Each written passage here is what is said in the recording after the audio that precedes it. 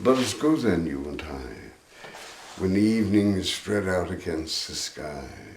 Like a patient etherized upon a table, let us go through certain half-deserted streets, the muttering retreats of restless nights in one-night cheap hotels, sawdust restaurants with oyster shells, streets that follow like a tedious argument of insidious intent to lead you to an overwhelming question. Oh, do not ask, what is it? Let us go and make our visit. In the room the women come and go, talking of Michelangelo. The yellow fog that slides along the streets, rubbing its back upon the window panes. Yellow smoke that rubbed its muzzle on the window panes. Licked its tongue into the corners of the evening. Lingered upon the pools that stand in drains. Let fall upon its back the soot that falls from chimneys. Slipped by the terrace, made a sudden leap, seeing that it was a soft October night, curled once about the house, and fell asleep. And indeed there will be time for the yellow smoke that slides along the street, rubbing its back upon the window panes. There will be time. There will be time to prepare a face, to meet the faces that you meet. There will be time to murder and create, and time for all the works and days of hands that lift and drop a question on your plate. A time for you, time for me, time yet for 100 indecisions and revisions before the taking of toast and tea. In the room the women come and go, talking of Michelangelo. And indeed there will be time to wonder, do I dare? And do I dare? Time to turn back and descend the stair with the bald spot in the middle of my hair. They will say, how his hair's growing thin. My morning coat, my collar mounting firmly to the chin, my necktie rich and modest, but asserted by a simple pin. They will say, but how his arms and legs are thin. Do I dare disturb the universe? In a minute there is time for decisions and revisions which a minute will reverse. For I've known them all already, known them all. I've known the mornings, evenings, afternoons. I've measured out my life with coffee spoons. I know the voices dying with a dying fall beneath the music from the farther room. So how should I presume?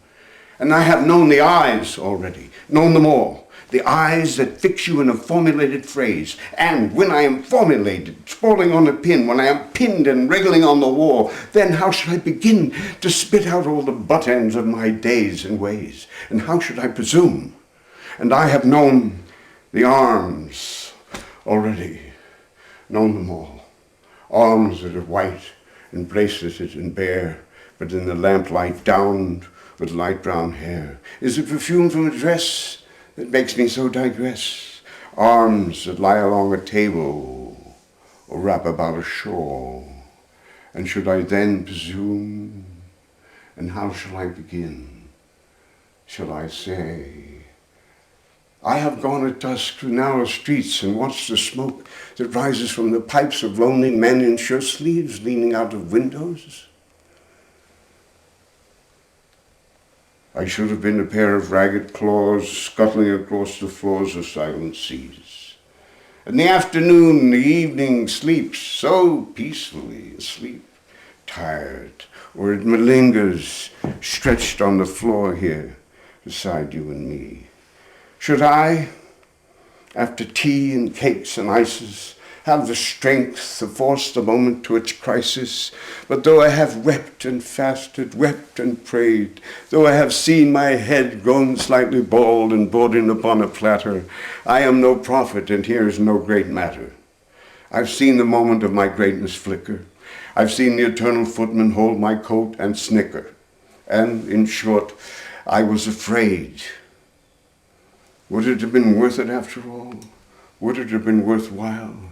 After the cups, the marmalade, the tea, among the porcelain, among some talk of you and me, would it have been worthwhile to have bitten off the matter with a smile, to squeeze the universe into a ball, to roll it toward some overwhelming question?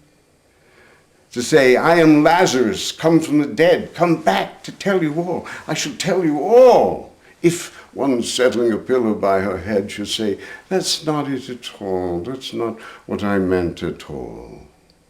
No, I am not Prince Hamlet, nor was meant to be. Am an attendant lord, one that will do to swell a progress, start a scene or two, advise the prince, no doubt.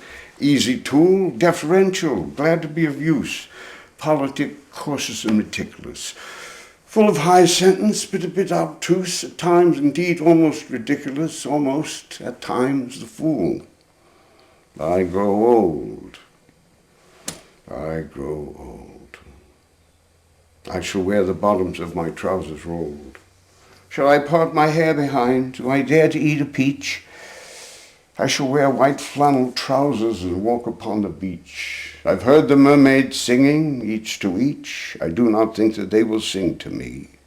I've seen them riding seaward on the waves, combing the white hair of the waves blown back when the wind blows the water white and black. We have lingered in the chambers of the sea, by sea girls wreathed with seaweed red and brown, till human voices wake us and we drown.